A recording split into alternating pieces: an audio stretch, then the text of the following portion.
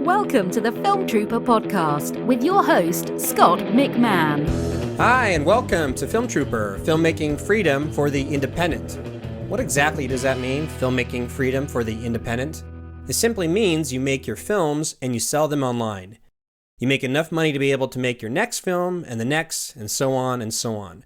Hopefully you'll be able to make enough profit from your film that you won't have to start a crowdfunding campaign each and every time you have a new project. I focus on entrepreneurs who sell digital products online and try to apply those strategies and tactics when it comes time to selling a film online. The ability to create a film for nothing, sell it online, and make enough money to fund the next project, that's what I mean by filmmaking freedom for the independent. Not dependent on success at film festivals, not dependent on a distribution deal, not dependent on the factors of a crowdfunding campaign. It's just you, your creativity, and the ability to sell your film to the right audience. And that is what Film Trooper is all about. So welcome again to the Film Trooper podcast. This episode is sponsored by the book How to Make and Sell Your Film Online and Survive the Hollywood Implosion While Doing It. It's available in paperback, as a Kindle ebook, as well as an audiobook. In fact, you can get the audiobook for free when you go to survivetheimplosion.com and sign up with Audible for the first 30 days. That's survivetheimplosion.com. Today's episode is a rebroadcast of a past episode in which I interview the creator of Paranormal Activity, Oren Peli. Halloween is around the corner, so I thought I'd polish this interview off and share it with you again. But what I love about this interview is how we're able to go step by step of what had to happen in order to make Paranormal Activity the success it became. You've probably heard the story how Oren made Paranormal Activity for $15,000 and then sold it to Paramount and how it became a massive hit. What you probably don't know is all the emotions that went into this roller coaster ride and so many things having to line up in order for it to become a global phenomenon. You know, sometimes luck plays a factor, and you're going to hear that in this episode. And I'm titling this episode, Imagine Making $193 million Off Your Micro-Budget Film. Just let that sit with you for a moment. Yeah, it's the dream. I'm sure we've all had a dream scenario like that. Now you get to hear the blow-by-blow steps of what that actually feels like when Oren shares his story with us.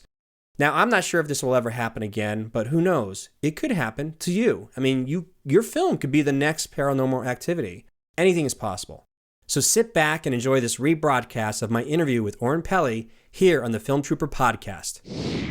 Well, it's been a very long time since you and I bumped into each other. Yeah, quite a bit. Yeah, I think I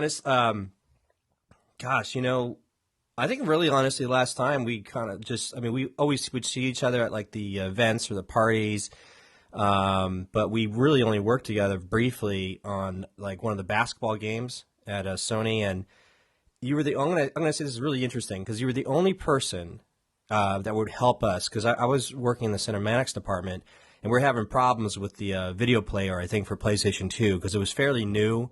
You know how Sony would have like their proprietary code on top of whatever code was normal, but we were having a really difficult time trying to get a movie player to work on PlayStation 2, and we were trying to figure out the specs that we had to create the pre-rendered movies for. And you were the only person, the only programmer that was so kind enough and willing enough to like work out all the kinks and made the major breakthrough for us. So I just want to say, hey, way back then, I just want to say thank you. No problem, but to be honest, I don't even really remember that. I'm not even sure. Are you sure it was me and not maybe Amir? Well, I mean, it could have been me. We're talking probably like 15 to 20 years ago, right? Yeah. Has it been that long? Good gosh. Yeah, I mean, right. I was there in 96 when I started, and so you're right. We're about 15 years, I think, almost. Yeah. I started in 97, and then I started with NFL Extreme with Amir. So it probably was for one of those in either 97 or 98. So a long time ago. Oh, my God. Oh, I feel old now. Yeah. Well, you know what's interesting? Yeah, because both you and Amir are very kind to spend time helping us out, and that was really cool. And it's interesting that the reason I kind of brought this little story up is sort of just to also get reacquainted. But for this particular podcast that I do for Film Trooper, which is the whole resource is designed to try to help filmmakers become entrepreneurs in this new day and age, of people just basically living the 4-hour work week type thing, and just trying to apply online entrepreneurship, marketing, and business, and try to give that information over to independent filmmakers as everything keeps changing so rapidly. But anyhow, what I like to do is take people through sort of the general hero's journey. And what you just gave, or what we just shared there, was what I call your Save the Cat moment, the old Blake Snyder screenwriting book. And, that concept, like your character has to have like a Save the Cat moment within like the first 5 minutes or something, so the audience can say, yes, I like this character, or I can relate to this character, and I will follow this character all the way through the end. Well, that was, to me, that's me sharing your Save the Cat moment, which is just showing that during a time where nobody else was helping us, you did. So thank you. No problem. So let me ask you, another book, this I like to pair it up, the classic story book or story by Robert McKee. He talks about the inciting incident. And do you remember like one movie when you were younger that had an effect on you? That doesn't have to be related to Paranormal Activity or a horror film. It could be something completely different. But do you have like a memory like that? I mean, there have been a lot of movies that had, a tremendous impact on me. Specifically related to Paranormal Activity, I would say as a kid, it was The Exorcist that, totally traumatized me. And later on, Blair Witch Project, which we can talk about later when it comes to, the mechanics of low budget. But there have been a lot of movie events that are, kind of ingrained in my movie memory as a kid, going to see Star Wars for the first time, and E.T., Indiana Jones, all those kind of movies that defined our childhoods had a tremendous impact.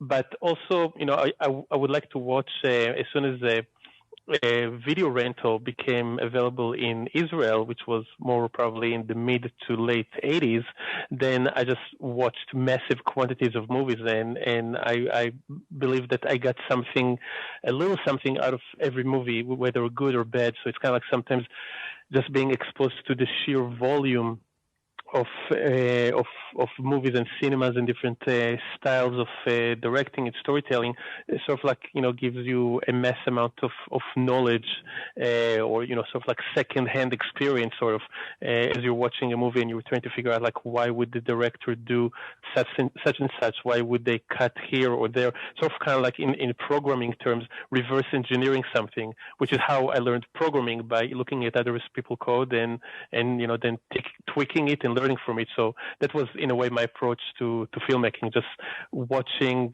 as many movies as I can. And of course later when DVDs became available, I would watch all the director commentaries and behind the scenes, and just try to get into the head of the filmmaker and figure out why they did what they did.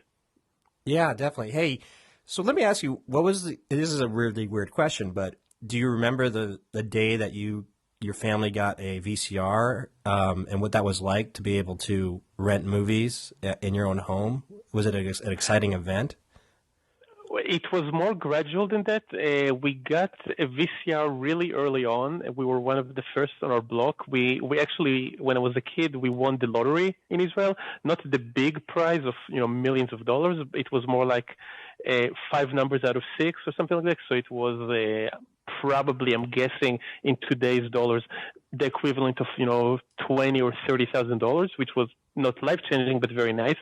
So we splurged on a few things, and one of them was a VCR, but we were ahead of the time. Back then, there were no, video rental places in Israel. So we could use it to record shows of TV, but it wasn't until many years later that slowly, video rental places became available, and they would have very limited selection. And, over the years, it kind of grew. So it wasn't like one day we have a VCR and suddenly we have access to hundreds of movies. It was a multi-year process. Interesting. Yeah. I'm just fascinated because, I grew up in San Diego, actually. So my experience with suburbia and the first VCR and the camera, like the camera that was detached from the VCR. That was like our first gig, and obviously the first thing that we did was my younger brother and my older brother, we would make a film of acting like we were punching each other. That was like our first film. Uh-huh. So yeah, That's a good way to start. Oh man, I got some good little footage of Adam when he's little. Yeah, but in our case, I mean, I even before VCR, before video rental, I would still go to the movies probably like every Friday. That would be like the thing that me and my friends would do. Almost every Friday we would go and check out the latest film. So even before rental, it was still a large part of my life. Very cool, very cool. So so we have your save the cat moment, we have your inciting incident. Let me ask you, so when you start making Paranormal Activity, I know that I'm not going to rehash sort of all the details that you've gone over before, because I'm going to actually point everybody to a lot of these past interviews that you've done so that everybody can get the full story. I am actually interested, had you always thought that you wanted to become a filmmaker when you started doing Paranormal Activity, or was this something more like kind of like a shits and giggles, like, I don't know, I kind of just want to make something? It was a little different. It was, as I said, I always loved, movies, but growing up in Israel, making film was not something that seemed like, within my grasp. There was no real film-making industry in Israel, and so I always imagined to be a filmmaker, you need to go to film school and then, spend many years there and work your way up through the industry. And maybe then one day you're lucky and you'll be able to beg a studio to give you millions of dollars and you can make a film, or maybe you need to have connections. So I didn't even entertain the thought of becoming involved in filmmaking. I thought I would just be, a film fan. And then I got into programming, and I was doing pretty well, so I had a comfortable, living, and I wasn't going to throw it all away to start, being an intern in the film industry.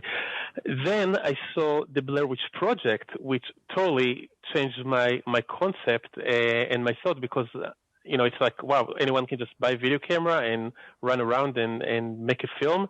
And then I started looking into other filmmakers that started that way, like, Robert Rodriguez and Darren Aronofsky and Christopher Nolan. And all of these filmmakers started by making a no budget or, like a $10,000 film. In most of these cases, their first film wasn't a huge hit, but it definitely opened the door for them to get to bigger and bigger films. So after I saw the Blair Witch Project, and I kind of realized there may be another way I can get into the industry through the back door, and through a shortcut, I said to myself, well, if I ever have an idea for a film, and I think that I have the ability to make it, sure, why not? So when I made up the decision to make Paranormal Activity, I was thinking, first of all, who knows? Maybe it will become the next Blair Witch Project. And if that'll be the case, that'll change my life. I can quit my job that by then I really, really hated. And so I figured, at least during the time that I'm working on the movie, I'll have the hope that will keep me going, that maybe something will happen. They'll keep driving me. And if, worst case scenario, the movie turns out horrible and I never sell it, then you know what? Then I made a shitty movie. That's still kind of cool. How many people can say they made a shitty movie? And I figured I'll allocate a budget of $10,000, and I can live with losing $10,000 for having a hobby for a year or two. A lot of people spend much more than that on hobbies that don't have any prospects of generating any income. So I figured it's a $10,000 gamble. It ended up being $15,000 because like many movies, it went over budget.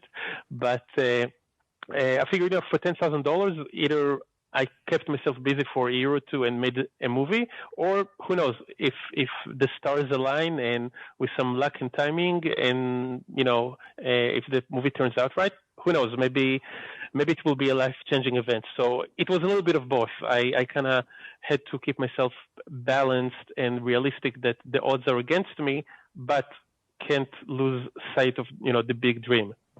So you've always had this sort of artistic spirit then, because most artists or filmmakers or anybody who has a need to express artistically, they're almost like cursed. Like, you know what I mean? They're always going to need to do something creative, expressive, no matter what. So I'm assuming that's what you've always had, that itch. So like you were calculating it, but you were also saying, you know what, I'm going to have to just do this anyway. That's a part of it, and I think part of it might have been with where I was career-wise, because at the early stages of my career, there's been a lot of room for, when I'm talking about career, I'm talking about programming. Right. There was a lot of room for creativity. There would be small, efficient teams, like we mentioned before, the first projects that I worked on at Sony with Amir, NFL Extreme, and then there was another project that ended up not being released. It was just me and Amir, and then later on with Omar. So we were a small team, and each one of us had a large share of responsibility, but also a large share of creativity. And then in the later years at Sony, you are one of 20 to 30 programmers, and your responsibility is very limited, and you basically just like a code monkey, and there just wasn't any real satisfaction in doing what I was doing. So in that sense, you're probably right that making the films satisfied a need that I had that I could not fulfill in my boring day job. It's interesting that you said that. I mean, our days at Sony when we first started, it was sort of like a mini startup. We were away from the main headquarters up in Foster City and being in San Diego. And I can attest as well. It was fun. I mean, I was just making videos and then working with the cinematic group at that point. But things just got big. Like by the time PlayStation 2 halfway through, and by the sort of the urgency and rush of PlayStation 3, kind of imploded the company, because it just got so big and corporate that it did become stifling for sure. This is what's interesting. I was over at the cinematic department across the way from you guys in the building across the street, and we had access to like all this amazing equipment. And all these people that I worked with would always talk about like, we got to make a movie, we got all this stuff, we got to make a movie. I think I was laughing, like I have all this access and I don't have a story to tell. and then I would like write a bunch of scripts, but knowing production wise, I'm like, I just made a fucking $100 million film. It was like this creative block of like, I have not been able to like come up with a story that I could just make like you did, which you did a great job of just reverse engineering and saying, you know what, I can make this. I can take the 10,000, invest it into this project. Can I ask you what, like 10,000 in general, what did that cover? Obviously you paid the actors, which is fantastic. Yeah, the actors didn't really get much. That wasn't a significant part of the project, of the budget. Most of it was just equipment. The camera was, over $2,000. I bought a state-of-the-art editing PC and some software. I think the PC alone was over $3,000, and then all these accessories for the camera. That was still, when high-def cameras use tapes. So I bought, 70 tapes or even more, and extra batteries and lenses and microphone. So all that stuff added up. And then there was a lot of little miscellaneous stuff, like, when I did the casting auditions, I had to pay a few $100s here and there for the theater that I would rent. So there was just a lot of little things here and there that added up.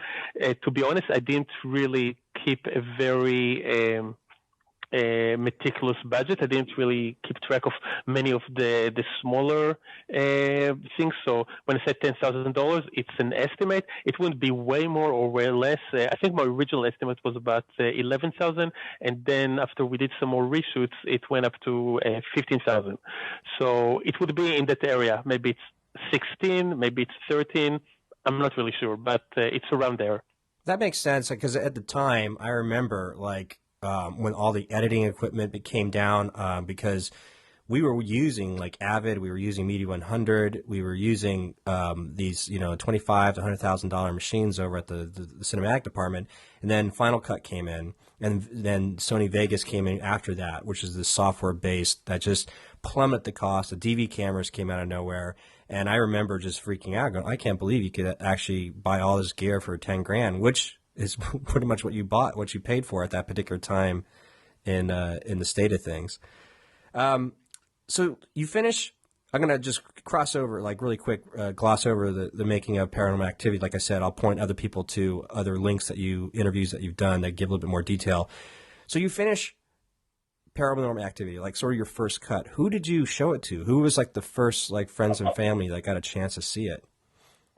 Well, the first people who saw a really, really rough assembly, which had like missing scenes and visual effects weren't completely done and audio mix, like just the rough throwing together of scenes to just show, yeah, we have somewhere in there, we have a movie. That was Amir and my girlfriend at the time, Tony, who were part of the crew. So they were the first people who saw the first cut. And then shortly thereafter, when it was a little bit more polished, but not much, I showed it to my next door neighbors, who and not the whole family showed up, but it was the father, Tom, and his son, Brian. And his son was 17 at the time. And he's a wrestler right now. I mean, that was back then. Yeah. Now he's a fighter pilot. So not like a wimpy guy. He told me later that he had nightmares for days. So I'm like, maybe I'm onto something. That is so cool. You know what's so cool is the knowing that Amir, there working with you at Sony, was also sort of in on this. And I assume you kind of kept this under wraps, like, because I don't think nobody knew at Sony. This is just something private, right? Yeah, I didn't tell a single person. I mean, my neighbors didn't know, none of my friends, no one at Sony. Really the only people who knew were the people that were directly involved in the making of the film. I didn't tell a single person, hey, guess what? I'm going to make a film. It's going to be so cool. And the only other people that knew were my parents. And again, not because I wanted to tell them. I would have kept them in the dark as well. But they came to visit me like a month before we were shooting. So there was no way for me to hide the fact that, the house looks different and I'm doing, tests and dealing with all that kind of stuff. So I had no choice and I had to tell them. That's amazing. I love it. So, okay, so we're going to fast forward. So you finish, the film gets polished, it gets finished, and you have a small group of close friends and, neighbors and family. You've seen it, and it kind of gives you, I'm assuming, what was that emotion like, just getting like sort of that first pass of going, did you get like a moment of like, holy shit, I just made something? It was more, again, I would say it was more gradual than that, because at every point when I would show the movie, I started showing it as it got more polished, to larger groups of people. And at the beginning, they were just friends. And also showed it to Katie and Mika. And all the feedback that I got was pretty positive. I would say probably Katie and Mika were the most critical. They were never happy with their own performances, and they always would say, we can do better. And I'm like, what are you talking about? This is great. So they were like very self-critical. And then I would show it to friends, and they would say, oh, this is great. This is really scary. And I would be like, are they really thinking that, or they're just being polite? Right. So then I started holding screenings through a friend of mine, Alex, and I asked him to invite his friends that don't know me, and we didn't say that I directed the movie. I just said I'm one of the producers, so I don't care if you like it or not. Be honest. And I actually gave them questionnaires that they can fill anonymously. So there would be groups of 10, 15, maybe 20 people who would watch the movie. And first of all, I would watch their honest reactions when there's like a scary moment, and I would see like a guy and a girl holding their hands really tight and getting totally into it and jumping when something scary happens. I know that something is working. If I see people just sitting there kind of bored and disengaged, I know, this part of the movie has a problem. And then I would also listen to their feedback. And when the feedback stayed mostly positive, I kind of slowly, after every screening, started feeling more and more confident.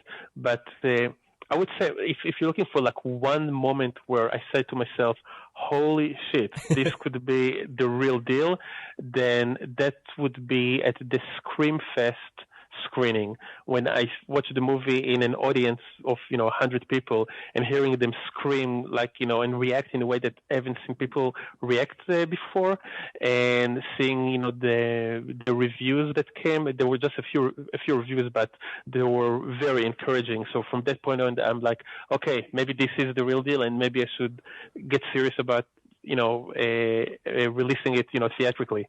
Okay, I'm going to back up just a little bit before we get to Scream Fest. So your friend Alex, was this like local San Diego theaters that you were just like, was it theaters or just like at somebody's home? It's somebody's home. Okay, so you just did that, and that was really cool. How cool was that for anybody who was part of that, just hanging out? They were part of cinematic history, saying, I was there at the house when they showed that. Anyway, so you got some confidence. I don't want to skip over how you got to Scream Fest, because I understand from what I gathered, you did your homework. You said, I got to get sales agents, producers, reps. And did you just start cold mailing to a directory of like agencies and sales agents, and or did you go that route first before you did a sort of your own film festival submissions? Yes, because I realized that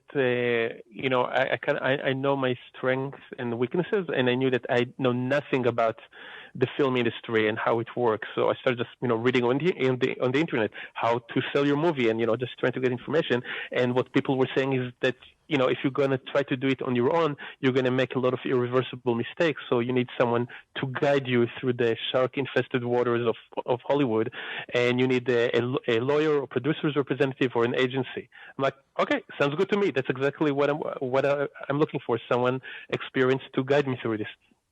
So I tried contacting a few agencies, and it's basically like, you call them and they're like, you get the main switchboard, and I would be like, yeah, I'd like to talk to someone at your film sales department. They're like, hey, are you a client? I'm like, no. Were you referred here by a client? No. Well, then there's no one for you to talk to. Thank you. Bye. Oh, my God. And then I tried contacting a few. I found some article from Sundance or something about, the top players in the indie film sales world or something like that. So I just started contacting a few of them. And in a few cases, they were nice enough to return my emails and return my calls, and actually said, yeah, sure, send your DVD, we'll check it out. In most cases, I never heard back from them. In one or two cases, people said, yeah, that's an interesting little movie, but we just think it'll be really hard to sell it, so we're not interested. So at that point, I'm like, okay, well, I got to figure out a different strategy. How long did this take? Was this over a couple of months? This because it's not like it was, when you started to submit it, you still had your full-time job. So I'm assuming that you were just, like you said, gradually piecemealing this out. Yeah, it was over a process of a few months, but I kind of fairly quickly got the idea that it's not going to be too easy. So I already in parallel started researching festivals and started submitting to a few of them. But I figured, I'll still prefer to have because, you can submit to a festival, and if you get accepted, you can still back out of it later on. So I wanted to I didn't want to just sit around and do nothing while I'm waiting to the potential producers reps to contact me. So at the same time, I was contacting some festivals and doing a lot of research about which of the upcoming festivals could be the best fit, and I would have the best odds of getting accepted in. And so both things were happening at about the same time. I see. So the story goes that somehow somebody in the CAA mailroom, I forgot his name, was eager, ambitious, found your film and brought it to the Screamfest, or he was working at the Screamfest festival. I don't know all the details of that, but what was like sort of that first main break after you were submitting everything? Yeah, so I submitted the film to many festivals, including the San Diego Film Festival, which I thought, I'm definitely going to get into that one. Here, I'm a local San Diego filmmaker, and the movie was shot in San Diego, and they want to promote local filmmakers. Nope. Oh my God! Oh my God! Yeah, and basically all the other festivals that I tried, I don't even remember which ones were they. Maybe Mill Valley, and not necessarily like the bigger ones. Maybe I tried Toronto and got rejected, but Yeah, there was a guy that was working for Screamfest and at the mailroom of CAA. His name is Kirill Baru. Weird name, but very cool guy. And he saw the movie at Screamfest when I submitted it, and he brought it to the attention of Rachel Belovsky, the head of Screamfest, and at the same time to the attention of agents at CAA. From what I understand, no one at CAA actually watched it until after the movie won an award at Screamfest. But he was sort of like responsible for both, introducing the movie to CAA and to Screamfest. So if it weren't for him, who knows where I would be. So that was just like completely, because you did submit it to Screamfest and he was just there. So that was almost like, so what kind of call did you get? Like an email or call, or at the Screamfest after you won the award? Did Carell come up to you? I don't even remember exactly. Maybe I met him because once the movie was selected into Screenfest, then I became much more involved with them in as far as how to promote the film. So I spent a lot of time dealing with them. I kind of think at that point he might have not been as involved with Screenfest. I think he might have been more involved in the screening process, and then he was more full time at CAA. So I don't remember exactly when it was, but at some point, yeah, we met, and he told me that he saw the movie and he loved it, and he gave it to CAA and to Rachel. So, but I honestly don't remember exactly when that was. Okay, so this is amazing. So you're going through your emotions. You're working a full-time job. You're doing, and I know, believe me, I know what the climate was like at Sony, where you're just like, I got to get out. But anyway, so you're doing this, and you're submitting. You're getting rejected. You're like, this is crazy, because it never wavered, because you're still paying the $50, $40, submission fees, just hoping that something breaks. You get in at Screamfest. What was that feeling like when was that the first and only exception to a festival that you got into? Yes, Screamfest was the first one. And until we got some heat as a result of Screamfest, after that, when I signed with CAA, then later on, I think a few other festivals accepted us, or maybe I'm wrong, because then we got accepted a couple of months later to Slamdance. Mm-hmm. After it was announced that we're at Slamdance, then suddenly I'm flooded with requests from festivals all over the country and all over the world to, be part of or to submit to their festival. Or sometimes they would even say you don't need to submit; you're just in if you want to. And at that point, I was thinking, hey, we're going to make a sale at Slamdance, so I don't need any more festivals. But at that point, Screamfest was the first and only one that showed any interest. That's fascinating. Okay, so what was your emotions like when you got a call from CAA? I mean, because that's sort of like a big piece of the puzzle here. So what was going on, or did you have like a little celebration with your girlfriend and friends at the time? Well, that was a weird experience. I remember the exact, actually I don't remember the exact date, but I think it was like October 22nd of 2007 or something like that. Oh, and wow. that was the day that the last real big fires happened in San Diego. Oh, I remember. So just to put it in context, the night before, I come back from LA after the movie won, honorary mention, and Katie won Best Actress. And I'm making a lot of contacts, and all these, distributors are giving me their business cards, and people tell me this is going to be the next Blair Witch. I'm on cloud nine. I'm like, holy crap, this is really happening. The next morning at 6 a.m., I get a call from my neighbor. We're getting evacuated. There are fires. Get out of here. Oh my God. And I only took one thing with me. I didn't take toothbrush, even though everything was already packed because I had, my overnight bag from LA the day before. I only took one thing, my external hard drive that had a backup of all the footage. Oh my God. That is crazy.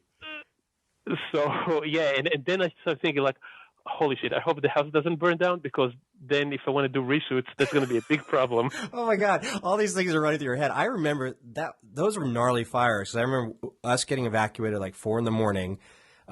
We were living over in Black Mountain near Forest Ranch, and we had to get down to my brother's house in Encinitas, and then the smoke and stuff was just getting intense. So we made calls and actually jetted up to Marina Del Rey, where we had friends that we stayed with for 3 days, 2 days, I think. And then we're just, it looked like the entire Southern California was just burning right to the coast. And you had no idea for 2-3 days whether or not your house was up or not. Yeah. So at the same time, I'm beginning to get a flood of emails from different distributors who are telling me, "Hey, please send us a screener." I'm like, "Wow, an actual real distributor wants to see my movie, and I can't burn a DVD because I'm not by my computer. I mean, I have all the footage for backup, but it's not set up to actually, burn a copy." So I'm like getting really stressed. But anyway, that day later on, I get a call from Martin Spencer at CAA. So I get a call, "Hi, Martin Spencer from CAA would like to talk to you." And at this point, I'm already like, okay, this is good news. If CAA is calling me, it's not to tell me, "Hey, we just wanted to call you to let you know your movie sucks." So I'm like playing it cool. And this, guy with British accent, like this, very gentlemanly guy, is asking me all this. He's telling me, "I saw your movie and it's awesome and it scared the shit out of me. And tell me how did you do this?" And I tell him, "How did you do that?" And I'm telling him, "What was your budget?" And I say it was 15 million. And I'm like, "No, 15,000." and he's keeps asking me all these questions, and then he goes, there's like a long wait, and he's like, "Who are you?" Like, where did you come from? And I laughed, and I told him, I'm just a video game programmer. I'm trying to do this on the side. And he's like, "Well, why don't you come up to LA and let's meet?" So I think that weekend, you couldn't really drive up because I think roads were closed, and I was south of the fires, staying with Amir. So there wasn't really an easy way to go. No, I'm kind of stuck in San Diego until the fires are done. So I went to see him over the weekend after the whole fire situation was cleared, and he's like, "Yeah, would you like to sign up with CAA?" Like, "Yeah." That is amazing. Which is, by the way, I now have a lot of people asking me questions like, how do I find an agent? How do I sign up with an agency? And from my experience, usually you don't find them, they find you. If you just cold call an agency, you're not going to find anyone to talk to. But when you make something, worthy, they'll find you. Yeah, I mean, obviously. So you're floored. If I'm guessing right, so the fires kind of took everything out of commission. You drive up. Now, so what I gather is that the agencies started to submit or represent you, so they became your voice piece for all these distribution companies and production companies. That's correct? Yes. Now, this is where it gets a little, the whole process of Paranormal Activity had like so many ups and downs. So this is where I'm thinking like, awesome. This is the next logical step on the way to theatrical distribution. And we're not getting any offers for theatrical distribution. We're getting decent offers for direct-to-video and VOD for amounts that, at the time would have been very nice for me. It would be like, $200,000, $300,000, $400,000. Yeah. Nothing to see that. But at that point, it's already kind of set in my mind that no, this has to be theatrical distribution or nothing. So I keep rejecting these offers, and CAA is telling me, "Listen, it's great effort, and we're going to get you nice directing jobs, and you're going to be, we're going to work on getting you a great career. This will be your business card that will open doors for you. But this kind of a movie doesn't really, doesn't really work for theatrical distribution. Once every 10 or 20 years, there's something like a Blair Witch Project, but the odds are against you. So take one of these direct-to-video deals and let's move on." And I'm just being stubborn, and I keep saying no, and no. And then we get accepted into Slam Dance. So I'm thinking, well, maybe that's the missing piece. Maybe at Slamdance, the real buyers will be there, the real studios, and we'll make a sale then. So I'm saying definitely no deal until after we see what happens at Slamdance. My God. So let me ask you, emotionally, or just your conviction, what was it that made you feel like, no. Something about this tells me I can make it happen on a theatrical release. Because like you said, if a lot of people in the position will be like, hey, I can't believe I just made this. For me, I'd be like, oh, I just made this little film, and you want to buy it for $200,000, $400,000? Okay, done. Whatever, you know. But something about it. What was it that held your conviction? I mean, it was many things. It was like, some of the reviews that we got at Screamfest when people would say, this is one of the scariest movies I've ever seen, and different reviewers like Steve Barton, who's a local San Diego guy who runs the Dread Central, kept telling me, this is going to be the next Blair Witch. Mark my words. That image of your bedroom is going to be in the cinematic lexicon of history. Like, he's like, this is going to be theatrical. Don't budge. And seeing the audience's reaction at the Screamfest screening. And then when I came back to Screamfest a week later for the award ceremony, a lot of people that saw the movie a week earlier would come up to me and say, I've had nightmares this entire week. No other movie affected me this way. And I'm like, are they just trying to kiss my ass for no reason? Because there's no real reason to kiss my ass. I'm a nobody.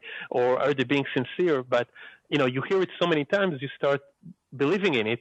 And ultimately it was, I would never forgive myself if I took one of those deals for $300,000, $400,000 and moved on, and then found out later that some big studio that just never got the opportunity to see the film before I made that deal would have said, hey, we would have loved to distribute this movie and make it the next Blair Witch. Too bad you already went the DVD route, now it's too late.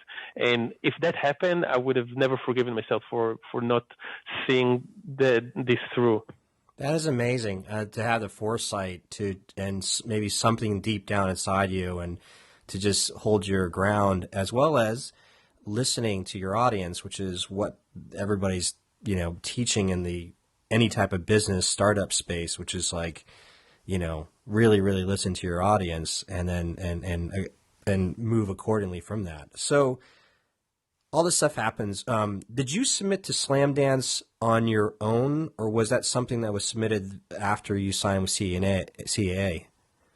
I submitted it on my own. I submitted it to Slamdance and Sundance and probably a few others right after, or maybe even right before Screamfest. I don't remember the exact timeline, but I believe I submitted it on my own. So if I'm dealing with the timing correct, is that so it gets accepted to Screamfest in Los Angeles September, October, and then Slamdance has got to make their decision well before January. So did you get notice like in November or something? Yes, it was probably around November. So I'm guessing, do you think Screamfest had something to do with it, or was it total coincidence? It might have. If I remember correctly, I hope I'm not messing up the timeline, but I think that I submitted to Slamdance right after Screamfest, and because I kind of remember that when I submitted it to them, I included like a printed piece of paper with quotes from some of the reviews. So if that was the case, it probably was after Screamfest. Okay. And I think that the fact that there was some sort of a prior, like when you get one of 10,000 submissions and one of them has already won an award and already has great reviews, maybe there's a higher likelihood that the festival screeners will pay more attention to it. Right. So so I think it probably was right after Screamfest. It's kind of funny because at this point you have like an agent, like the top agency, and you're still doing all this stuff yourself, and you get in, and they're like, "Oh, hey, good job." I mean, at the end of the day, you have to do that. I mean, you can't count on anyone else. No one's going to care about you like you. I mean, before that was actually before CAA, but to promote the movie for Screenfest, I actually cut a 30-second trailer and ran it on TV on Time Warner cable stations in LA. Come see the movie and put a little trailer with the date. So just for that one screening, because I wanted to make sure that people hear about it and that the theater is going to be full. And I stood on street corners in LA. I would drive up to LA with flyers that I designed and printed, and would run after people on the street. Do you like horror movies? Come check out this movie, and would give them little postcards with the date and a little screenshot from the movie. So at the end of the day, I mean, you can't. You need to delegate as much as you can, but you need to do some of the work yourself, because some things will not get done unless you do them. Now, did you have any help, or were you running solo when you were driving up prior to Screamfest happening? I was doing that on my own. Okay. And by the way, genius idea, buying local ads, because they're not that expensive, I think, at the time. No, it cost me, I think, about $1,000 or $1,500 to run like 60 spots. You know what? Amazing, just amazing, and well earned. So you get all this stuff going, and you had your meeting. Now, guessing you're still working full time. Were you just like taking personal days as you were driving up from San Diego to Los Angeles? Yes, as I'm sure you know, we used to get like a lot of time off and never have a chance to use any of it. Yeah. So taking a few days here and there was no big deal. And I didn't really take a lot of time off for vacations. So, I was still probably maxed out on my PTO times. Right. God, I remember that. So this is all happening. So you get into Slam Dance. What was your strategy plan, or did you have a team at this particular time? Did CAA help you develop a team of some sort what was the marketing strategy, promotional strategy to take full advantage of the Slam Dance opportunity? So by then there was a guy specifically. I had my agent that was kind of like my agent for my career, for me personally, and there was another agent that was kind of the sales agent for the movie. So it was his responsibility to to try to sell the film. At that point, I also hooked up with two producers that had access to kind of like the higher level people than the VP of acquisitions. They could get directly to the presidents of studios and directly get the DVD to the hands of Harvey Weinstein and those kind of people. Was this Jason and Steven? So at that point, I was confident that at least one person. I don't need a bidding war. I just need one person to see the movie and recognize the potential. And like you always hear the stories about people who go to Sundance and sell the movie for $1 million, and the movie gets out there and becomes a hit. So that's what I was convinced was going to happen. Wow, that's amazing. Now, the producers that you had, was this at this particular time? Was this Jason Blum and Steven? Oh God, I'm blanking on his last name. Those were the guys. So they had come in at pretty much the same time CAA came up in. Is that correct? Around the same time? No, a little bit later. My agent would send the DVD because they didn't really believe at that time that it's worth spending too much effort trying to get theatrical distribution for it. They said, hey, we tried, we got rejected by the studios, so let's get one of those VOD deals or DVD deals and try to get you your next gig.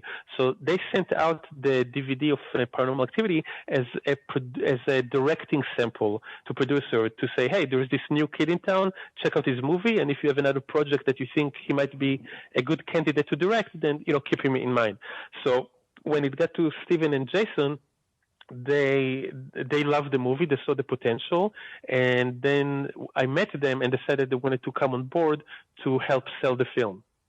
So were they the only ones who contacted you? Yep. Now, at what point was it like immediately you were like, I get you guys, or they get you? Because I've heard the story about how Jason, when he was working at, I think, Artisan at the time or something, he he missed the opportunity to be part of Blair Witch, and he never wanted to miss that opportunity again. Or that's the sort of the legend that's out there. Yeah, he was working for Harvey Weinstein at the time. Okay, so now he's on his own, and he's working with Steven. He's got those old connections. They come on board. Jason sees what you have, and you guys are lining up because you're like, you both see the potential of this being the next Blair Witch. And so now you're at Slam Dance, and he's able to, reach out to his connections and, like you said, get above the VP of acquisitions and go from there. So did they help develop a strategy of how you were going to tackle Slam Dance? Well, the first strategy was that we're going to tweak the movie a little bit, get it a little leaner, cut, 7-8 minutes from it, and then we can reintroduce it even before Slam Dance and tell all the studios in town, we have a new version. We know that you saw Paranormal Activity. Now we have a new, better, leaner, scarier version of Paranormal Activity. Come check it out. So around Christmas, I think it was, CAA organized a couple of screenings, and we invited a lot of the upper level, maybe not necessarily the studio heads, some of them, but the upper level executives to watch the new version of the film. And some didn't show up, some did show up, but there were no sales. So we're like, okay, well, that was a good try. Let's wait for Slam Dance, and then we'll really go for the top dogs at each studio. I see. So then was the Paramount deal, DreamWorks deal, like almost after Slam Dance, after the response and stuff? It was on the table before. This is kind of like how it played out. The very first time that Jason saw the film, after Steven saw it first and told Jason, you got to check it out. So Jason organized a little movie night at his place and invited a friend of his, Ashley Brooks, who was then working at DreamWorks, just because she loves horror movies. DreamWorks doesn't really do acquisitions. They only develop their own original material. So there wasn't, and he hasn't even seen the movie himself, so he wasn't trying to sell or anything, but it was just like, hey, come check out this weird little horror film because you like horror movies. So she saw the movie and she becomes obsessed with it, and she gave a copy to her boss, Adam Goodman, who was the president of productions at DreamWorks. And she kept bugging him, you got to see it, you got to see it. And I think it took a while before he eventually saw it, probably a few weeks. But then when he saw it, he loved it. And then they were like, okay, so what do we do with it? We're not going to buy it and release it. And, we don't do acquisitions in general. We're definitely not going to release this crappy little, weird looking home video thing.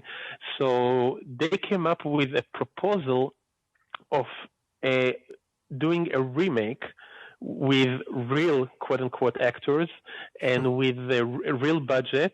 And they're going to let me direct it.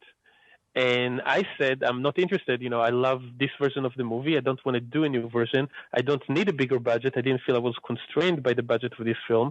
And I definitely don't want recognizable actors because it will take away from the whole authenticity of the found footage premise. So, and this version of the film works for whatever reason. It kind of hits that magic formula. And if you do a remake, you don't know if it's going to work or not. So I'm like, this is it. This is the movie. If you like it, let's talk about releasing it, but I don't want to do a new version.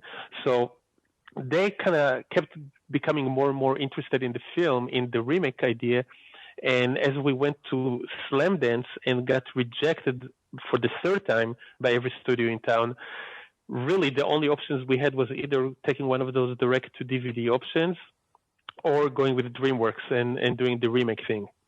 Interesting. So let me ask you, so you're there, you're holding strong in your line and your conviction. Was Jason and Steven behind you on your decision of in your vision of making sure that let's do this? Or was everybody looking at you like, are you crazy? This is your first film, you're up here, people are giving you this is an offer, this is an opportunity, that type of thing? Or how alone were you, or how supported were you on this decision of let's just hold our ground and try to get that theatrical release as is?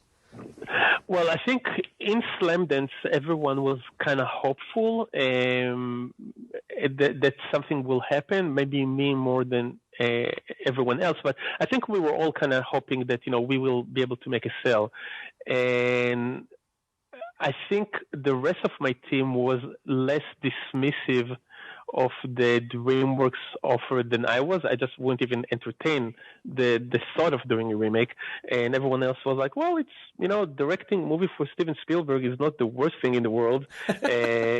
Some people wait a long time for that kind of an opportunity, but I'm like, no, not doing a remake. So I wasn't even entertaining the idea. I was just like rejecting it without even thinking about it. So we all said, okay, let's wait until Slamdance, and then we'll regroup and see what's the next move. And I'm like, cool, because I was certain we're going to sell it at Slamdance, so I didn't think that the DreamWorks offer will even become relevant. That's amazing. So then you have your group after Slamdance. At what point did Paramount come in, or because I know that DreamWorks and Paramount, like you said, Paramount was handling distribution for DreamWorks, but then the economy was really at this point. This is 2008, right? So that's when it started to implode, just worldwide, the economy. At what point did they get involved? Right after Slamdance? Well, basically on my airport ride from this, after I flew back from Salt Lake City to San Diego with no sale, on the ride from the airport to my house, I had one of those reality check phone calls with my entire team, my attorney, my agents, my producers, and they're like, look, we tried 3 times to sell the movie. 3 times, everyone in town passed on it. The only real option that we have is DreamWorks. And we know that you don't like the idea of remake, but it's really the best deal that we have. And ultimately, there were a couple of things that convinced me to consider the DreamWorks deal. One is that we really didn't have any other opportunity. And the one other reason, by the way, that I didn't want to consider the DreamWorks deal at all is I didn't want to replace the actors, because I thought that Katie and Mika did a fantastic job. They're the reason that the movie worked, and I thought it would be extraordinarily unfair for them to just get dismissed and replaced by other actors, and it would be really unfair if people didn't get to see what a great job they did. So the deal with DreamWorks was that if the movie gets done and gets made and then is released on a DVD, part of the DVD release will include the original version with Katie and Mika. So I thought, if Katie and Mika are okay with that, I'll consider that. And the other thing was that before we move forward on the remake, we can make the deal, but before we actually get started with pre-production, we make a screening for DreamWorks, and all the top executives of DreamWorks, everyone basically except for Steven Spielberg, will have to be there. And we thought that maybe if because all the executives at DreamWorks, they've seen the movie on a DVD player in their office or at home, right. And we wanted them to see it with an audience. So even though we made the deal for the remake, I still haven't given up on the option. I haven't even really attended any meetings to talk with potential writers or anything like that. I'm still on the track of the theatrical release is probably still going to happen, because they're going to watch the movie, how it plays with a real audience, and then they're going to change their mind. So who got that going? Said, okay, we got some time here. Let's set up a screening for the executives. I'm assuming it was in Los Angeles. And how did you round up the kids, or the midnight, college kids or something like that, to be part of that audience? It was part of the deal. So there was a lot of time. We weren't going to start shooting right away. So you start, developing the movie and interview writers. So the deal was that before we sign a writer, we have to do the test screening. So I think it was let's say Slamdance was in the middle of January. I think the test screen was in March, probably either March or April. So a couple of months later, and it was just a regular test screening. I think NRG, did their standard recruitment, and when people stand outside of theaters and say, "Hey, would you like to come to a free movie screening?" Okay, And it was exactly one of those, and I think it was in either Pasadena or Glendale, and that's when it all changed. Okay, so then they saw the reaction because it's the proof's in the pudding. There it is, the audience reacting. So this is March and stuff, and so I'm assuming again you were bouncing from San Diego to Los Angeles all the time, and I'm assuming that sometimes this was like last minute, so you would have to arrange not being at work once in a while. Which usually is not a problem. The really tricky one was Slam Dance, because that's in January. And that's when, we're in crunch mode for the MLB game. Right. So I was current on my task. I wasn't behind. And I told my superiors there that I need some time off. And they're like, is it like a medical emergency? Is it a family emergency? I'm like, no. They're like, well, then what is it? I'm like, none of your business. Exactly. But I need some time off. It's because I didn't want to lie to them and invent some sort of family medical emergency, but Right. I didn't want to tell them. And I told them, look, I know what I need to do, and I know that I can get it done, and I'm ahead of schedule, and I'm only going to take a few days off, so don't give me a hard time. And they were really, really pissed, but they ended up giving me, a few days off.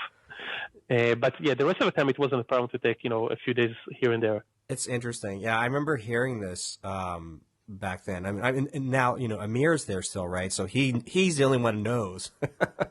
I'm Right. assuming, right? Oh, that's awesome. Okay, so you're bouncing back and forth. You're managing your full-time job. The pressures of game development, definitely when we talk about crunch time, which is almost like 17-hour lockdown until the game gets pushed out. Which is insane about the video game industry and the visual effects industry or anything. So now you're up there, and it's going well. So I'm going to kind of fast forward a little bit to what point does the strategy of let's release this at a few cities in the midnight screening to generate the buzz? Were you involved with those meetings, or how did the marketing department come into all that stuff? So we skipped. I didn't finish answering the previous question about how Paramount became involved. So we make a deal with DreamWorks to release the movie in the fall of 2008, and we have a deal. I'm like, holy shit, this is it.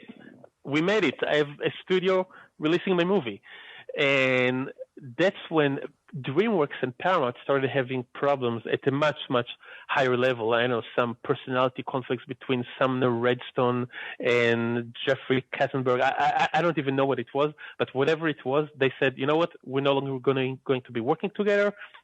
We are no longer going to be distributing your movies. See ya. And then some of the executives at DreamWorks left to work at Paramount, including Adam Goodman and Ashley Brooks, who were kind of like the champions for the movie. And there was sort of like a custody split. DreamWorks and Paramount, I'm imagining them sitting all in one big conference room with a list of, all the movies that they have in development and saying, okay, we'll take this, you can have this one, we'll take this one, you can have this one. And they kind of divided the loot of, which projects they had about to be released or in development. And Adam and Ashley took Paranormal Activity with them to Paramount. So now we're basically starting again from square one, because at Paramount, no one gives a crap about my, little home video looking film. They're dealing with Mission Impossible and Transformers and Star Trek. Who has time for my movie? So it was probably about a year of nothing happening. A year? Yeah. Yeah. It was from the summer of 2008 until the summer of 2009, where I'm just sitting and wondering what's going to happen. And I keep bugging my agent at CAA, and they're like, well, there's going to be a meeting at Paramount in 2 weeks when they're going to talk about your movie. I'm like, okay, good, excellent. 2 weeks. I can wait 2 weeks. 2 weeks go by. I check with my agent. Well, what happened at the meeting? Oh, the meeting got canceled. They're going to have it in 2 weeks. Okay, I can wait 2 more weeks. 2 more weeks go by. Well, the meeting happened, and they talked about it, and they haven't reached any conclusion. They're going to talk about it again in a month. And just months after months, and I'm just going insane. Yeah. At that time, there was a lot of heat on the movie, but now we're kind of stuck at Paramount. I can't take it anywhere else, so I'm just sitting there, and the movie is held in limbo, and there's like this sense of helplessness. There's nothing I can do, just sit and wait. Yeah, I was curious. So you went from a high, like this is like March 2008 or something. You're with DreamWorks. You're going to get the distribution deal. I'm sure you're celebrating with friends and family. Just something like, almost like out of a body experience going, I can't believe this is actually happening. And then, like you said, almost a year later, I mean, watching this thing sort of slowly erode when you hear about the split. And so at what point, I mean, you're still working at Sony then, right? And you're still just, doing this, I don't know where your headspace is or emotional space. How did you manage all that stuff within the year of limbo like that? I mean, it sucked. It sucked big time because, it felt like, something was dangled right in front of me, and now it's kind of yanked away. And I couldn't lose faith that we've gone this far and got this close, and it's not going to happen. So I knew it was going to happen one way or another, but it was pretty maddening to have to, wait for it. And definitely, still working at Sony at the time was becoming less and less exciting. Yeah, I can imagine. I'm sure you're mentally you've already almost sort of checked out because like if something is dangled in front of you, I mean, this is the dream. This is like the ultimate dream of any filmmaker. Like what happened to you, and what's transpired is what everybody young and old filmmaker dreams of, and to hear this more detailed and emotional ride of this journey is just revealing to say, okay, so you have this month, this year. So at what point when did the light happen? When did something just break where you were able to, finally know that, maybe you got the check in the mail or something that happened? Well, there were several stages. The first one was on my birthday in 2009, and I keep joking with my agent and my producers, like, okay, today's my birthday. This will be a good time for some good news. And it was a Friday, and nothing happens.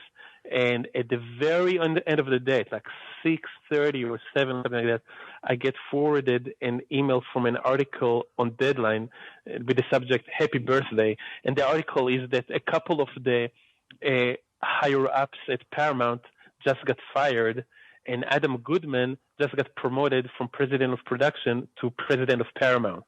Oh my God.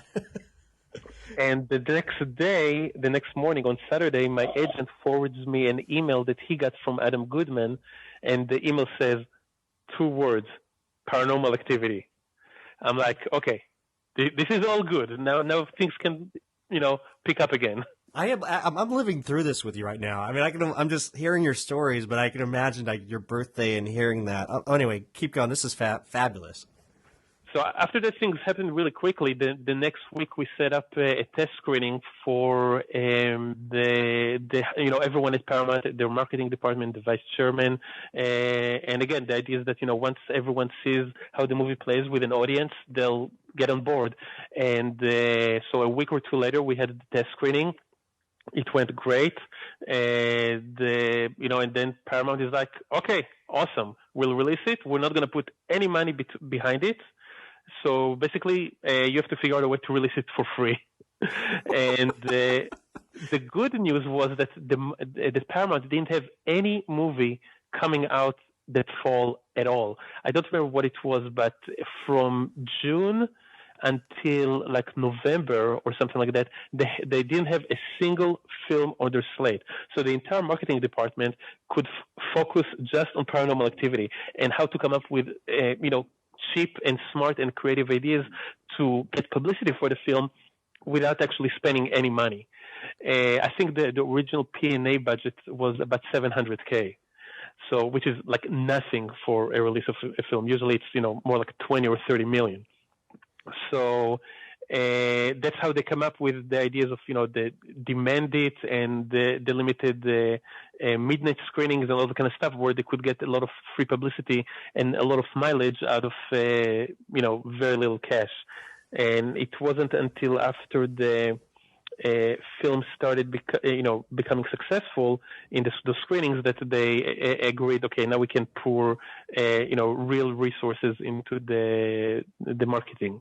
This is fascinating, because this is like you said, it's like almost stars and lining up. But like, what were those sort of meetings like when now you have almost like all of Paramount's marketing brain power, but no money power behind it. So you just have this brain power, creative power to go, okay, let's do in the same spirit of Paranormal Activity, the movie, which is let's made for, nothing, using the resources in front of you. Now the marketing has to be done the same way. How involved or how creative does like your producing partners, Jason Blum and forgive me again, Steven's last name, how do you? Schneider, thank you. I wrote it, I scribbled it here, and I can't even read my own handwriting. So how involved was that group with sort of like the marketing decisions or in contributions and things like that? I mean, I wish I could take more credit for, the marketing, but I would say that was all Paramount, specifically the Paramount Interactive marketing, headed by Amy Powell at the time, and a lot of other great people there. But it was really them. I mean, they kept us involved in what's going on, but the mandate and the minute screenings and all the kind of stuff that came from them. And, we might have had some ideas here and there to add, but it was really all them, so I can't take any credit for it. But everything that they presented, we loved. We thought it made perfect sense to not make it feel. We felt like that this approach could actually work to our advantage. It's a very similar approach to what exactly worked for Blair Witch Project. Start small, and at that point I had confidence that the word of mouth will, help get the movie a lot of awareness and recognition, and to kind of keep a sense of, the fans are discovering this film. It's not pushed on them by a big studio. It's just being discovered, by the ground-roots level. So when Paramount told us, this is what we're planning on doing, we're like, we love it. That's genius. Keep going.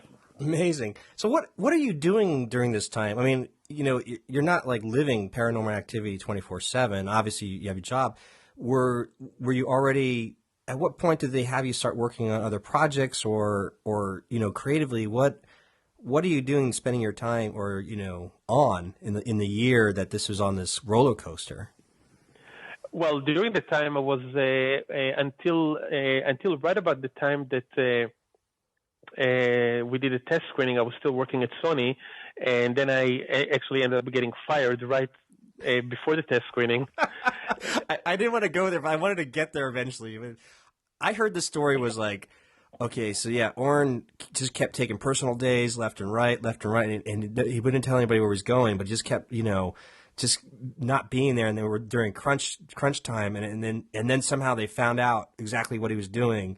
Like he had this movie and he was doing all these festivals or screenings, and then they fired him, and then like the next day, Paranormal Activity blows up and you're a Hollywood legend. And so, and hearing that story from like my brother and some other people, I was just like, amazing. I was just like, just because I was like let go from Sony, fired in the beginning of 2007 when like everybody was getting fired.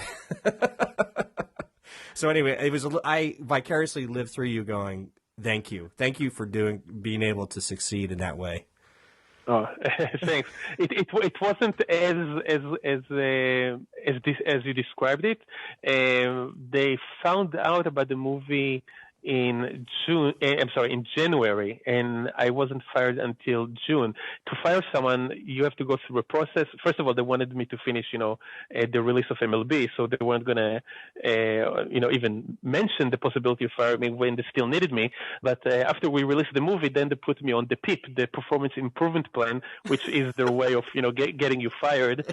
So I knew I was on the way out anyways. They gave me 6 tasks to do.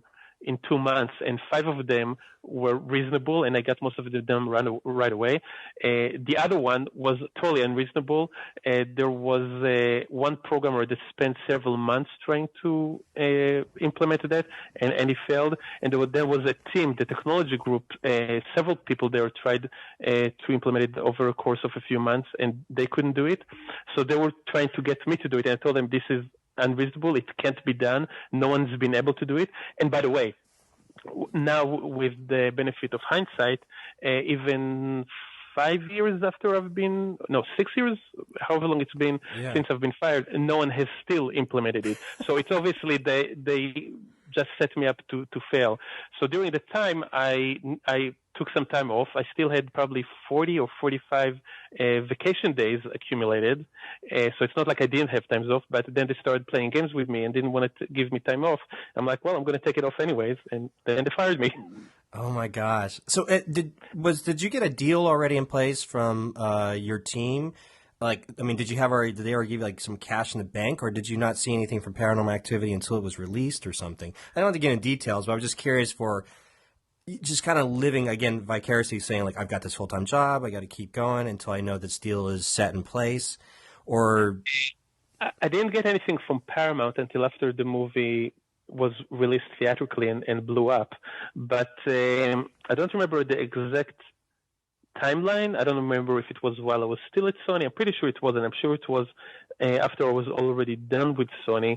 But money started trickling in from the foreign sales deals that we did.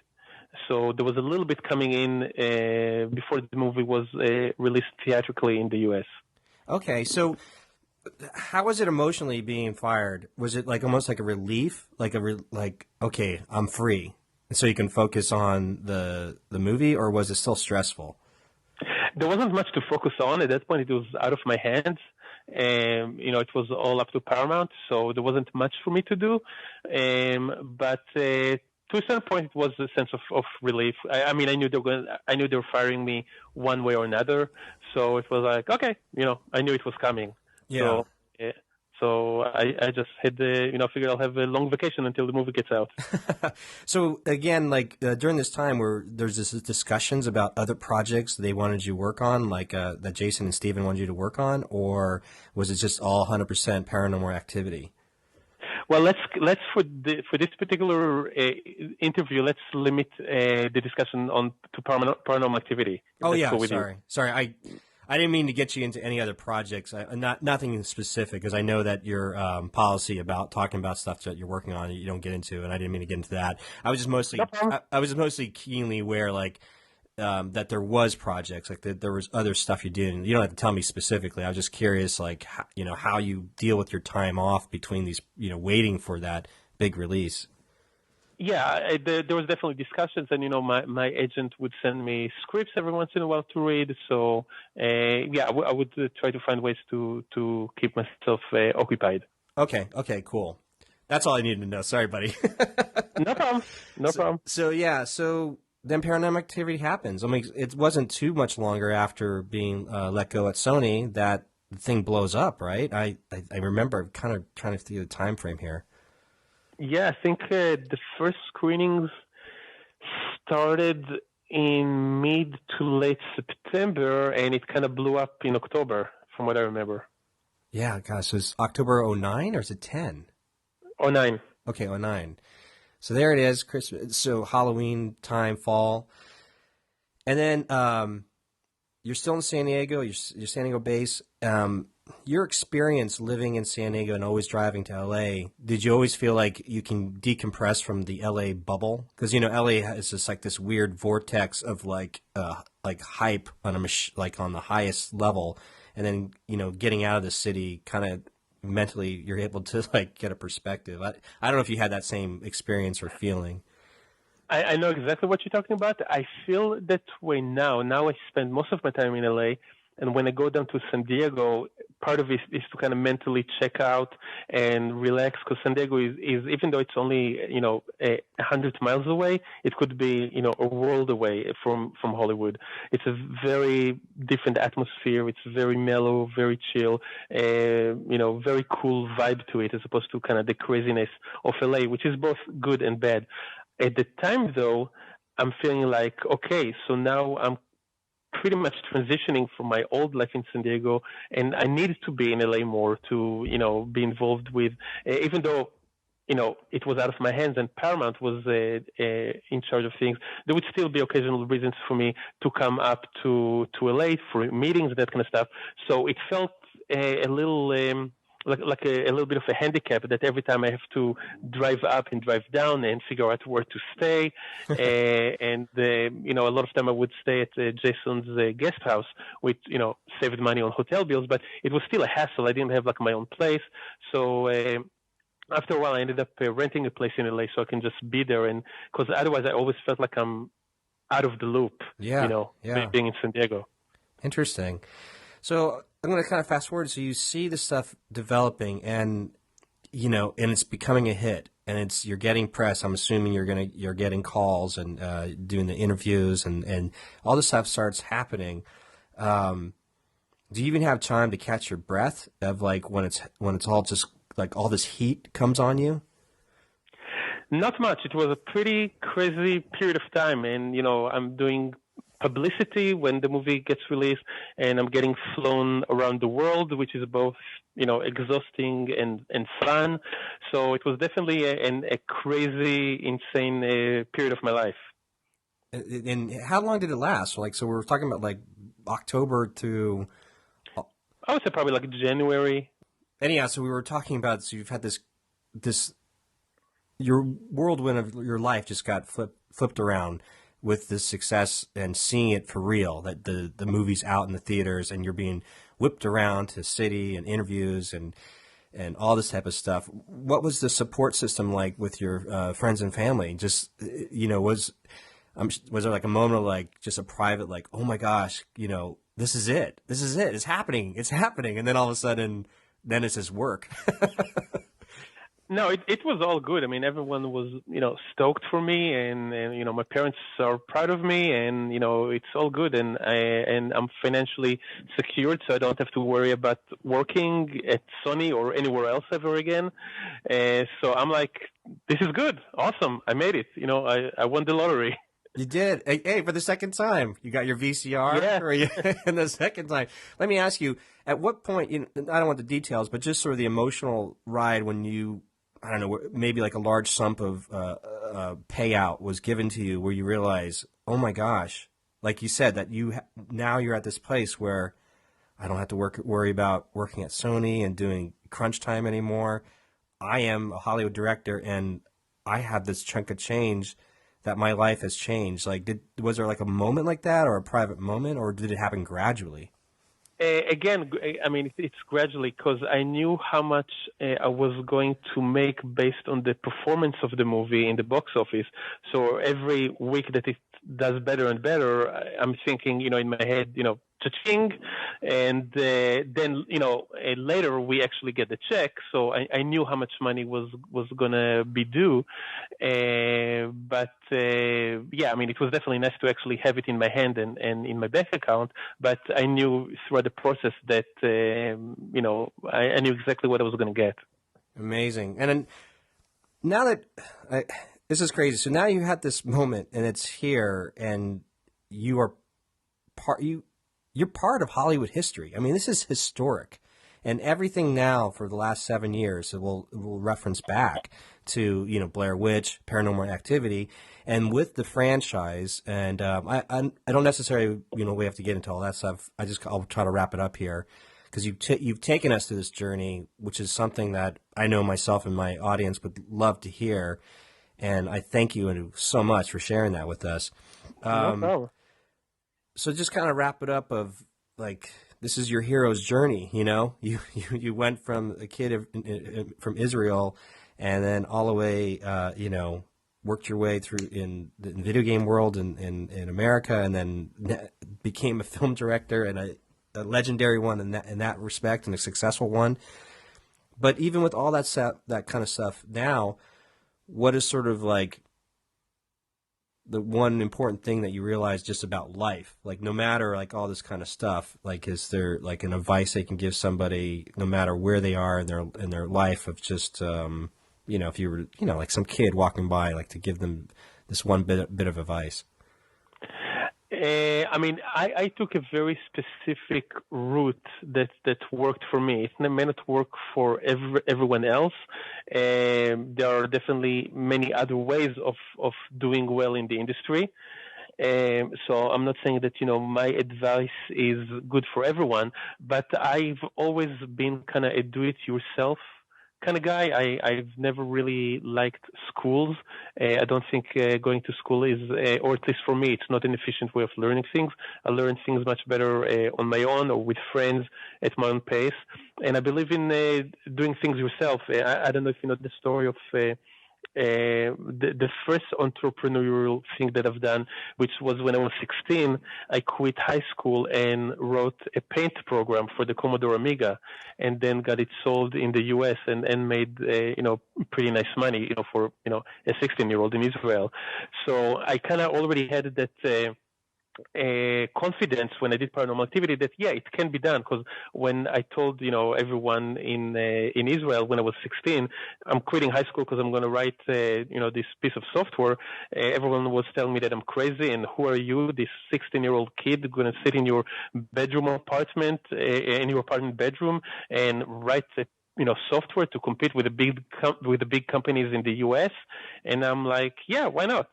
And everyone kept telling me that I'm crazy and I'm wasting my time and I'm throwing my life away, which is one of the reasons that when I did Paranormal Activity, I didn't tell anyone that I was doing it, because I didn't need to hear everyone telling me that I'm crazy and who are you to, film a movie? You've never filmed anything before. So what makes you think you'll be able to compete with the studios? So I figured it's better to just not tell anyone. But that has kind of worked for me. The idea of, you have an idea in your head, you figure out how to do it. What you don't know how to do, you either learn or delegate to someone who does.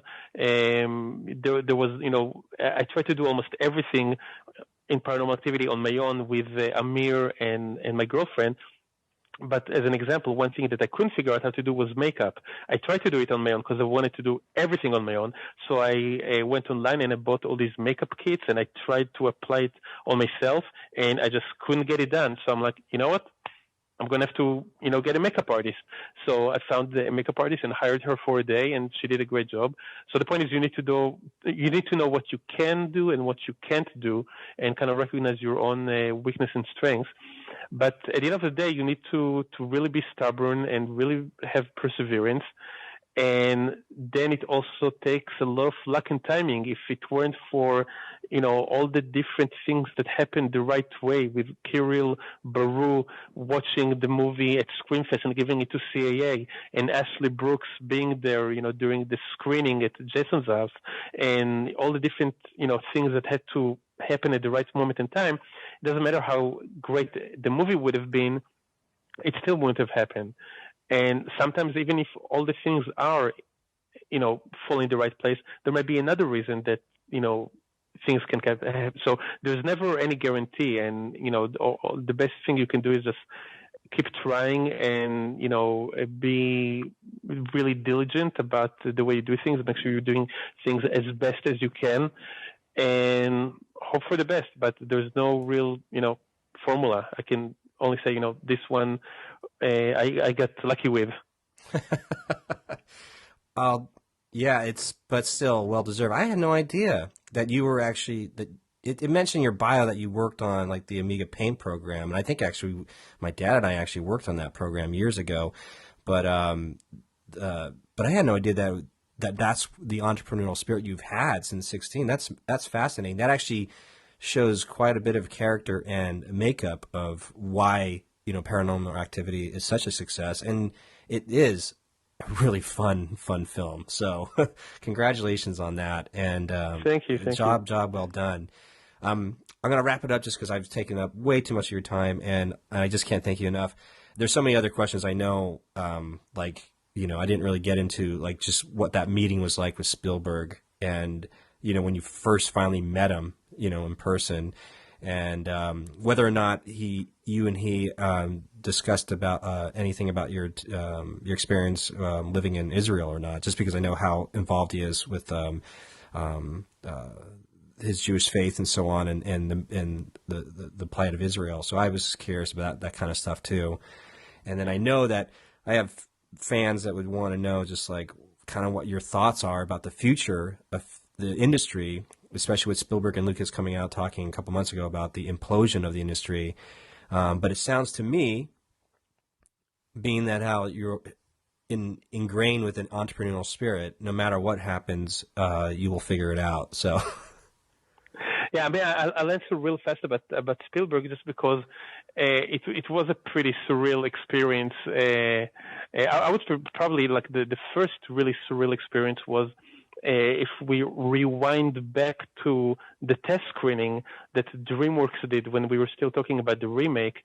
So after the test screening, Adam Goodman and Stacy Snyder, who was the chairman of DreamWorks, we're at the lobby hanging out, and they're saying, yes, we'll release this movie. Forget about the remake. We just need to get the okay from Spielberg because, any movie that gets released by DreamWorks, he needs to personally okay. So I'm like, oh, shit, okay. Back to sitting and waiting. And a couple of days later, I get a call directly from Adam Goodman, which is already very unusual. Usually I would talk, to everyone through my agent or through my producers. I would never get calls from any executives, much less the head of DreamWorks. And so I'm already kind of nervous on the call. And he's like, well, Oren, I wanted to let you know that we love the movie. And as you know, we wanted to have the okay from Spielberg. So he started watching the movie last night, and he stopped halfway through. oh. And my heart sinks. And then he continues after a deliberate pause because he got too scared. And he finished watching the movie today, and he loved it, and we want to release it. So that was like the first really surreal moment that I'm like, oh my God, Steven Spielberg watched my movie. And I was kind of like in a state of shock for a few hours after that, and immediately called Katie and Mika and, everyone else to tell them. So, and then later when I met him, which was while Paranormal Activity was in release, he couldn't have been nicer. He was just like this sweet, nice guy that loves movies. And we talked about movies, we talked about Paranormal Activity, and we talked about his movies, and we did actually spend a lot of time talking about Israel and politics, and we're just having a friendly conversation, and every once in a while I need to like pinch myself like, holy shit, I'm talking to Steven Spielberg, because, he was like so friendly that we're just having, a nice flowing conversation about a whole bunch of stuff. So it was definitely a great meeting. Good God. How long was the meeting? Like an hour? Or probably more like an hour and a half to two. Over lunch. Good for you. Oh, I can't. I just want to scream. Go, Oren! Congratulations. It's been a pleasure having an opportunity to work with you so many years ago, and you showing us kindness and support and just enthusiasm for what we wanted to try to do, and then to see your story develop is inspirational. It was like when I heard about it, when I was following it, and I know that my younger brother's was closer to you, so he was just filming in these things. And it was just so, I don't know. It's an uplifting. So all the success is due to you, and keep going. And maybe if I'll get another opportunity to do like a follow-up interview as maybe another project comes up or something. But I can't thank you enough for your time today, and just really kind of. I'm a fan of all these types of interviews, but I never hear anybody get into the nitty-gritty like this, which is why I wanted to kind of go through it kind of step by step and get into the emotion stuff, because you never hear about it. You always hear like the gloss over, like your gloss over, like, oh, he worked on this Amiga program, and then he made this little film, and then he got this distribution deal, and then they got this huge franchise. Like that's kind of like the gist of it. But like hearing what you had to go through and the emotional ride of it, it's just impressive. Anyway. Maybe in a few years I can give you even more, juicy details. Will do. That are still can't talk about. But yeah, I'm definitely glad to help. Like I said, my experience at Sony, especially the last series, was very miserable. There were so many douchey people there. Like when I watch shows like Office Space or Silicon Valley, the new one from Mike Judge, or yes. The Office, there were like so many nasty characters that I recognize from my own life. And I definitely remember you and your brother being the good guys. So very happy to help. Oh, thank you so much. And I agree. Like, it's weird in a corporate world because when it gets stinky and illness, like, it's weird. Like, just true colors of everybody sort of just reveals themselves, and it's you can feel the stench, and it's a terrible place to go into when sort of like that death of like eventually somebody or everybody or half the people are getting let go. Mm-hmm. Anyway, but hey, well, thank you so much. Have a great Friday and a great just weekend, and I'll ping you when this is up, and I'll clean it up a little bit, but thank you. No problem. Have a good weekend. Okay, thanks, Oren. Bye-bye. Bye. And that concludes my interview with the creator of Paranormal Activity, Oren Peli. And I hope you got a lot of inspiration out of this. I mean, it's still one of my most favorite interviews, just because to see how many little things had to happen in order to the stars for it to align for Paranormal Activity become, this phenomenon that it was. So that gives us perspective. Like, you know what? There's only so many things you can control. You can only control making the best darn film you can make, putting it out there, and, having the hustle, and hopefully trying to find the right people to connect with that can help, push it to the next level if it connects with them. Obviously, Paranormal Activity connect with Jason Blum, who was really, adamant about trying to, create the next Blair Witch Project.